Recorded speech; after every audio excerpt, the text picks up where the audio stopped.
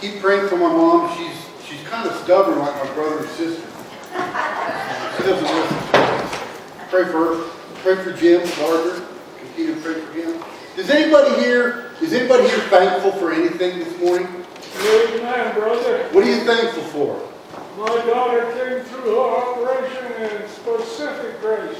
Praise the Lord. Amen. Praise the Lord. And doing great. Good. Praise the Lord. You know, I'm thankful for a lot of things, but one of the littler things is I'm thankful for dirty dishes because I got something to eat. There you go. Anybody else? I'm thankful for my salvation in the church and God's healing hands. We thank you that the Lord opened up the gate for us. I'm just thankful for being here and having good health. Those are good. But I want to tell you a Thanksgiving secret this morning. Grandma was busy babysitting her 3-year-old grandson, Sean, for the very first time. And at the supper table she instructed, now let's thank God for our food. Well, being a typical toddler, Sean said, no, I don't want to. She remained calm. Well, you know, at Grandma's house, we always thank God for the food before we eat. Well, you can't make me, protested Sean. But still calm and patient, Grandma said, if we don't pray, we aren't going to eat. Well, the youngster replied, I would thank him if you would make mashed potatoes. But many of us are not too different from Sean. We're not always thankful for what life puts on our plate. It's not that we want to be ungrateful. It's just we honestly don't see too much to be thankful for. We might be more thankful if God put mashed potatoes on our plate, if He'd given us more money for all our bills and for all the Christmas presents we have to buy. We might be more grateful if we weren't so lonely. We might be more grateful if we had a nicer home or a nicer retirement. If we didn't have quite so many worries or fears or problems. If life just wasn't so hard and heavy. As Sean might put it, how can you be thankful when your plate is stacked up with such yucky stuff? So this morning I want to share a secret with you. It's a secret of Thanksgiving. It's a secret that can be summed up in one simple word, which is contentment. Now I found the dictionary definition of contentment, but I'm going to read the bulletin one too, because it's a lot better. Betty did more research than I did. It's a state of happiness and satisfaction. Or contentment is not the fulfillment of what you want, but the realization of how much you already have. That's contentment. That's contentment. Wherever you find contentment, you'll find gratitude. Wherever you find discontent, you'll always find grumbling, complaining, and ingratitude. You see, thanksgiving and contentment are virtually inseparable. So this morning I want to show you how you can be content and thankful even when life is hard, even if you don't feel very thankful.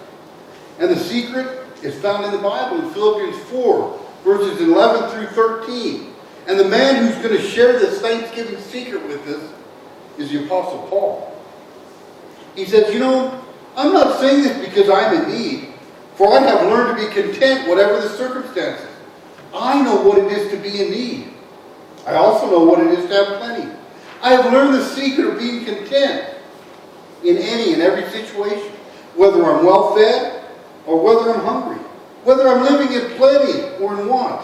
I can do all this through Him who gives me strength. So come with me this morning to a house, somewhere among the winding streets of ancient Rome, where Paul is being held under house arrest. He's awaiting trial for being a troublemaker.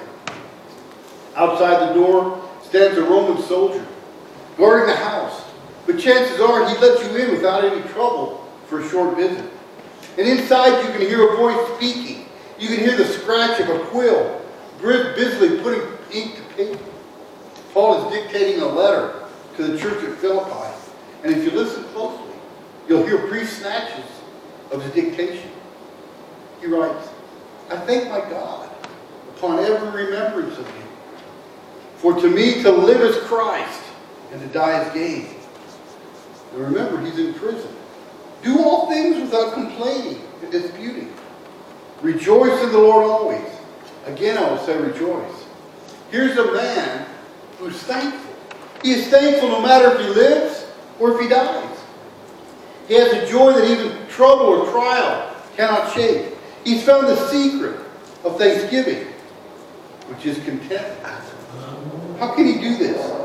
Well, he begins to explain it that you have to learn to be content. A monk joined a monastery and took a vow of silence. And after the first 10 years of absolutely no speaking at all, his superior called him in and asked, "Do you have anything to say?" "You may say 2 words." The monk replied, "Food, bad." After another 10 years of perfect silence, the monk again had an opportunity to voice his thoughts. Again with only 2 words, and he said, "Bed, hard." Another 10 years went by, and again he was called in before his superior. And it was asked if he had anything else to say, and he responded, "I quit." The older monk replied, "That doesn't surprise me a bit. You've done nothing but gripe and complain ever since you got here." And that's what we do sometimes. Have you noticed how easy it is, though, to be discontent? It almost seems naturally to grumble. Stand around the water cooler at work and see people gather to voice protest of how the company is run. Get a group of students together and see how long it takes to start complaining about the math teacher or the basketball coach. Human nature gravitates towards griping. But Paul says, "I have learned to be content." Now, contentment didn't come naturally to Paul. He had to learn the secret of thanksgiving. He had to learn to be content. He had been once on the top of the world as a Roman citizen and a Jewish rabbi and Pharisee. He was really well educated and he was fairly well off financially. But then he met Jesus on the Damascus Road and his life changed forever. He would lose his prestige and power, and he'd end up living with persecution and death threats. It took effort. It took experience. It took listening and thinking and everything else for Paul to learn to be content. Contentment is a learned behavior. You have to learn to be content if you want to truly live a life of thanksgiving. How many of us really want to learn to be content? I don't think everybody does. Maybe you like being discontent. Maybe you're one of those people who are never happy unless you're miserable. You might be too lazy to learn to be content. You see, it's much easier to do just what comes naturally and let your mind naturally focus on everything that's bad. Everything you don't have that you want. All that's wrong with this world and all that's wrong with the people around you. On the other hand, maybe you're ready for a change. Maybe you're ready to learn to be content, to learn to be thankful, even when things don't go your way. Even if people aren't always what you want them to be. Maybe you really do want to give up your habit of being so negative, so discontent, so ungrateful. Paul says you can learn how if you really want to. Old dogs can't learn new tricks. The dental hygienist was giving her pep talk about frequent brushing and flossing. Habits her patients had some difficulty doing consistently.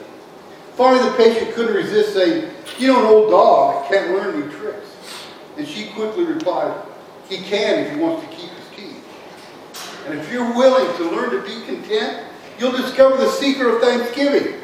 Once you're ready to learn contentment, Paul goes on to the next lesson, which is to learn to be content no matter what's on your plate.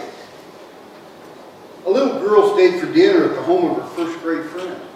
The vegetable was buttered broccoli. How sad. And the mother asked if she liked it. The child replied very politely, "Oh yes, I really like it." But when the bowl of broccoli was passed, she declined to take any. The hostess said, "I thought you said you loved broccoli." The girl replied sweetly, "Oh yes ma'am, I do, but not enough to eat it." As hard as it is to get a child to eat whatever you put on their plate, it's much more difficult to get them to be satisfied with what you put on their plate. But I think we're the same way. God sometimes puts some broccoli on our plates. Maybe He spoons you out a helping of sickness. Or you might be sharing a big dish of loneliness. Well, you might have a big plate of all kinds of bills. Your plate could get piled up with a lot of unpleasant entrees that you'd really rather not have. But they don't disappear. There's no dog under the table to get rid of it. You have to clean your plate. And it's not a question of whether or not you will take what you get. The real question is, how will you take what you get? Paul explains that if you want to discover the secret of thanksgiving, you have to learn to be content with whatever is on your plate. But how do we do that? Paul says it all comes down to this choice. He says, I will not allow any external circumstance to affect my internal attitude. And put more plainly, I'm not going to let what happens to me rob me of my happiness. He says, I know how to be disrespected, and I know how to abound. I've been on the top of the world, and I've also been at the bottom of the barrel. As a Christian, Paul experienced more than his share of being disrespected. As a Pharisee, he had been respected and even feared by many. But now as a Christian, his own people saw him as a traitor, a heretic, a loser. He knew his times of discouragement and disappointment. That things did not always go the way he planned. Paul knew what it was to walk in the clouds and also to wallow in the pit. But he didn't waste his experiences either at the top or the bottom. He made it his choice to practice being content no matter how high or low he found himself. Paul tells us everywhere and in all things, I have learned both to be full and to be hungry, both to have a lot and to suffer need. He says, I've feasted and I've fasted. I've had more than enough of everything. I've gone without when I've had to. Listen to his resume to the Corinthian church. He says, from the Jews, 5 times I received 40 stripes, minus 1. 3 times I was beaten with rods. Once I was stoned. 3 times I was shipwrecked, a night and a day. I have been in the deep. They've been constantly on the move. I've been in danger from rivers, dangers from robbers. I've been in danger of my own countrymen, in danger of the Gentiles, in danger in the city, in the wilderness, in the sea, in dangers among false brethren, and in weariness and toil, in sleeplessness often, in hunger and thirst, in fasting often, in cold and nakedness. Now here's a man who knows what it is to hurt. A man who knows to suffer, to feast on a table full of food, and also to listen to his stomach growl with hunger. He knows what it's like to wear the nice clean clothes of a respected rabbi, and what it is to walk in rags with the wind chilling you to the bone. But Paul didn't waste his experiences of hunger and need. He made it his choice to practice contentment no matter what he had or didn't have. And it should be so easy for us to be thankful. We'll be sitting around a table full of turkey and dressing, living in a warm house, having clothes and shoes, having plenty of all we need. And yet many of us can count all of those blessings and still not be content, still not truly be thankful. You see, you can let your outward circumstances dictate whether or not you're grateful. Well, we can do what Paul did. You can choose to be happy inside, no matter what happens on the outside. You can choose to be content and thankful with whatever God has put on your plate. I recently read the story of a young man who went on a short-term mission trip to a leper colony on the island of Tobago off the South American coast. On that trip, he saw close up how leprosy destroyed the bodies and lives of people. On his final day, he got to lead the music during worship, and he asked if anyone had a favorite song they wanted to sing. And when he did, a woman raised her hand, and he saw the most disfigured face he'd ever seen. She had no ears. She had no nose. Her lips were gone. Yet she raised a fingerless hand and said, "Could we sing, 'Count Your Many Blessings'? Count your many blessings." The missionary started the song, but he couldn't finish it. And later somebody commented, "I suppose you'll never be able to sing that song again." And he answered, "Oh yes, I will, but I'll never sing it in the same way." Can you imagine? Count your This lady taught that young man the secret of thanksgiving that day. To be content with whatever God puts on your plate. And if that sounds humanly impossible, that's good. Because Paul wants us to understand that by yourself, you can never truly be content. There's one more element of true contentment that is the secret of real thanksgiving. And here it is. You must learn to be content no matter what's put on your plate, because Jesus is enough.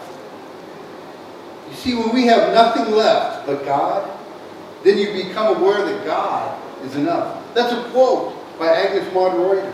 When we have nothing left but God, then you become aware that God is enough. And most of us would rather take that quote, that Agnes' word on that, without proving it by experience. But Paul proved the truth of this statement with his life. The word of verse 13 has comforted and encouraged many troubled hearts. But I think they've also been misconstrued by many others. The key to understanding is found in the phrase, I can do all things through Christ who strengthens me. Some see this as a Superman verse.